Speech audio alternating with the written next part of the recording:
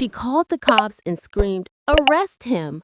But I was standing in my own yard, staring at the broken fence her son had just destroyed with his shiny black car. The kid still had the engine running, smoke rising from the hood, and somehow he had the nerve to point at me and yell, "This guy's fence was sticking out. It's his fault." I almost laughed, but then two squad cars rolled up, sirens off, lights flashing. Karen jumped out her porch like she'd been waiting for this moment her whole life. She shoved a paper into one officer's hand and said, "This is HOA property. He shouldn't even have that fence here." The officer raised an eyebrow, looking from the mangled fence to my deed folder I was holding tight.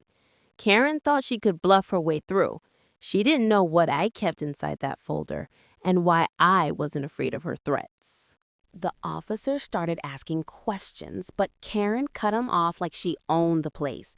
"Tow his car," she demanded, pointing at me instead of her son. "He's violating HOA codes and his fence is illegal." Her son smirked from behind the wheel like this was all some kind of joke. I kept my mouth shut and handed the officer the folder I'd been holding. Inside was my property survey, the permit for that very fence, and the letter from the county inspector approving it just 2 months ago. The officer flipped through the papers slowly, his face tightening. Karen's smile froze when she saw him nod at me. "Ma'am," he said firmly, "this fence is legal. Your son, however, crashed into it. That's property damage." Her son's smirk cracked for the first time, but Karen wasn't done. She leaned in close to the officer and whispered something, pointing at me like I was some criminal. The officer pulled back, shook his head, then turned toward her son's car. "Dispatch, send the tow truck. Vehicle involved in property damage." Karen's face turned red and she shouted, "No, tow his. He is the problem." But the flashing lights were already reflecting off her son's windshield. Karen wasn't the type to back down. As the tow truck pulled up, she grabbed her phone and started recording, spinning the story like she always did. "Look at this man," she shouted, pointing the camera at me. "Dangerous neighbor, harassing my family, building illegal structures. This will go viral." Her son, still sitting in the car, tried to start the engine again, but the hood gave off a loud crack and a puff of smoke. The tow driver laughed under his breath. One of the officers asked me calmly, "Do you want to press charges for the damage?" Before I could answer, Karen shrieked, "He can't! This land doesn't even belong to him. It belongs to the HOA." That's when I pulled out the second document from my folder, the one she definitely didn't want to see. A signed court ruling dated 6 months ago, proving my property was exempt from HOA control. Karen went silent for a second, then lunged forward like she was going to snatch it out of the officer's hand. The cop stepped back, his hand resting on his belt, and said, "Ma'am, you try that again, and you'll be the one in the back of the car." The tow truck hooked her son's vehicle and started lifting it, and the sound of metal scraping off my fence felt like the sweetest payback I'd ever heard. Karen's voice cracked as the tow truck pulled her son's car off my property. "You can't do this. My husband's on the HOA board. We'll sue you. We'll take your house." Her son jumped out, yelling, "Yeah, you'll pay for this, old man."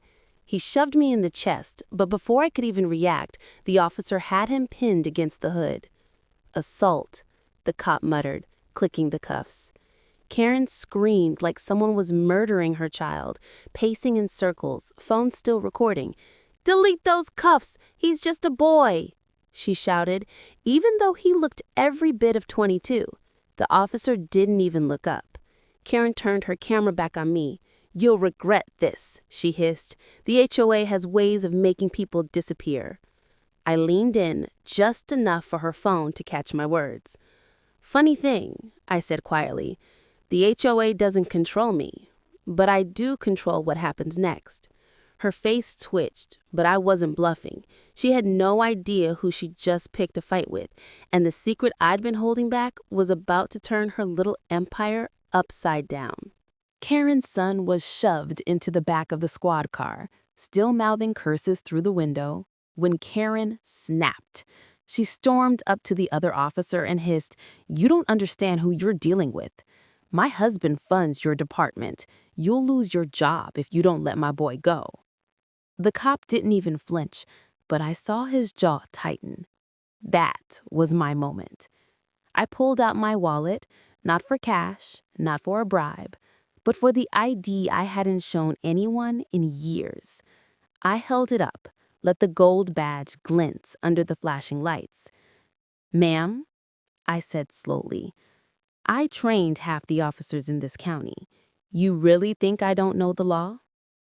Karen froze, the words catching in her throat. Her phone lowered an inch. The officer beside her glanced at my badge, then smirked like everything suddenly made sense. "That explains a lot," he said. Karen's face drained of color. You're not supposed to live here," she stammered. "People like you." But she stopped herself too late. Everyone heard it. The cop gave her a sharp look, and the tow truck driver muttered, "Lady, you just buried yourself." Karen tried to recover, spinning another lie as fast as she could. "That badge is fake. He's impersonating an officer," she shouted, jabbing her finger at me. Her voice cracked, desperation dripping from every word. The officer calmly turned on his body cam, held it up, and asked, "Ma'am, do you really want to make a false report on camera?" She froze, her lips trembling, but her pride wouldn't let her back down.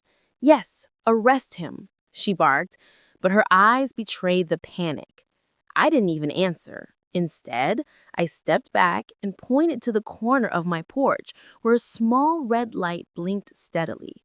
My security camera had caught everything. Her son crashing, her lies, her threats. I pulled out my phone, tapped the feed, and the officer watched the footage play right there on the screen. The smirk was gone from Karen's face now. Her phone was shaking in her hand. The officer turned to her slowly and said, "Ma'am, I think you should sit down before you make this worse for yourself."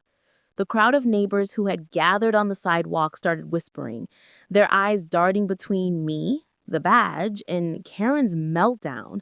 For the first time, she looked like the one trapped,